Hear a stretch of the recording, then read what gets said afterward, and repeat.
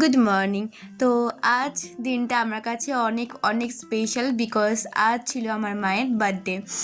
দিদিরা অনেক সুন্দর করে মাকে দুপুরে খেতে দিয়েছিল, কিন্তু সব থেকে দুঃখের বিষয় ছিল আমার কাছে এটা যে সারাদিন মায়ের সাথে আজকে একটু সময় কাটাতে পারিনি। আমাকে সকালবেলায় বেরিয়ে যেতে হয়েছিলো কাজের জন্য। তো কী আর করা যাবে, কাজ ছিল। তো সন্ধ্যাবেলায় বাড়ি আসার সময় দুটো ফুল নিয়ে এসেছিলাম যে মা কেমন সারপ্রাইজ হয় দেখবো বলে।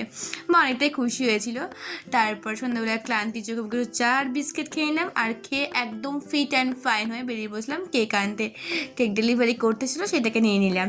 তো সন্ধ্যাবেলা ছোট্ট করে একটা কেক কাটার পর্ব আয়োজন করা হয়েছিল। আর এই যে আমাদের birthday girl and birthday cake. তো মাকে আমি আবারও বলবো ওয়ান্স সেকেন্ড হ্যাপি বার্থডে মা। সবসময় ভালো থেকো, হাসি খুশি থেকো, আর আমাদের অনেক অনেক অনেক ভালোবেসো।